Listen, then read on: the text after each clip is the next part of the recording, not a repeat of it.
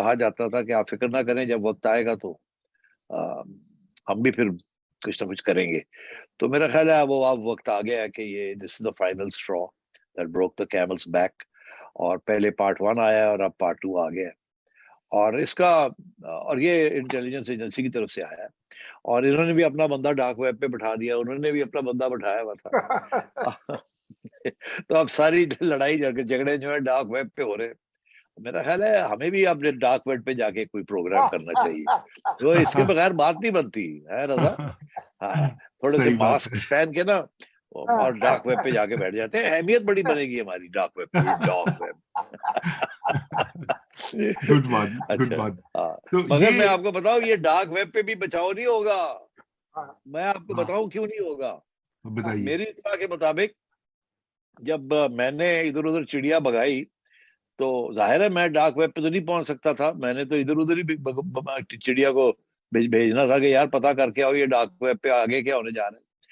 तो चिड़िया ने आगे खबर ये दी कि जी वो अब पार्ट 1 और पार्ट 1 आ गया, पार्ट 2 आज आ जाएगा। तो मैंने कहा अच्छा, तो इसका मतलब है वो जो आने थे वो बाकी साहब जो थे डार्क वेब पे जो बैठे हुए थे, तो उनका क्या होगा, उनके भी तो अभी आने हैं, तो ये फिर मामला चलेगा। उन्होंने कहा नहीं जी, और शट अप कॉल हो गई है। देखे मैं तो मैं तो कौमी असासा हूँ, मैं किसी का अगला पिछला नहीं हूँ। तारीख देख लें। मैं क्या, आप खुद जानते हैं, सुरंगी साहब बता देंगे आपको, हाँ एक जी, एक शुरू आर्मी से। चीफ आप बताएं, जो आसिफ जिसने नवाज, लगाया है। आसिफ नवाज वाला किस्सा बताएं ना। आसिफ नवाज नहीं, सिर्फ आसिफ नवाज साहब का नहीं, सभी का थ्रू ये आउट। इशू है। वो भी थ्रू आउट। मजेदार किस्सा है, वो सुनाए तो सही। अयूब खान के जमाने से आप शुरू कर लें और आज तक। या खान। हाँ जी, बिल्कुल। बिल्कुल। अब्दुल हसन। तो नहीं, अयूब खान क्यों, सिकंदर मिर्जा से शुरू करें ना। हाँ, सिकंदर मिर्जा बेचारा। ही थॉट वो माशाल्लाह लगवा के तो बड़ी कोई एंजॉय पावा। उन्होंने कहा चल परे हो तू। हाँ, साथ बड़ी। साथ जेड़ा अक्टूबर और फिर जिसको आप सिपाही लगाते हो सत्तर। आके कहता चल परे हो तू। बिल्कुल, बिल्कुल, और जनरल वहीद ने तो दोनों को परे कर दिया था। बिल्कुल, बिल्कुल वही वो इसीलिए और था। सबसे ज्यादा उनकी बड़ी अहमियत है फौज के अंदर की, was really a true neutral. बिल्कुल, बिल्कुल। तो तो ये ये गलत जी, फहमी है ये कि जी हम लगाया तो हमें बचाव हो जाएगा। ऑन द कॉन्ट्ररी, आप इसीलिए, मेरी तो यही व्यू है कि सीनियर मोस्ट को लगाए और खत्म करें इस बात को। बैठ के ऑपोजिशन में बैठे हुए, they were not disqualified and because they had not actually voted against the party leader's advice. वो सारे जो अलायंस पार्टनर्स थे वो स्विच कर गए थे। तो अब अगर अलायंस पार्टनर जो है, इनका मेन अलायंस पार्टनर स्विच कर जाता है, तो I think it can be done. तो इसीलिए मैं समझता हूँ गेम जो है वो चौधरी परवेज इलाही और चौधरी शुजात पे वहाँ है। अब देखना यह है कि चौधरी शुजात जो है या उनके जो साथी हैं वो कन्विंस कर सकते हैं बाकी लोगों को कि मेजोरिटी इधर आ जाए, और अगर रहते हैं तो परवेज इलाही और मुनिस रह जाए उधर, तो फिर that is one way they can do it. The second of course is that governors rule लगा सकते हैं वो। गवर्नर्स रूल लगा दें, वो लग सकता है, कोई इसमें मुश्किल इतनी नहीं है।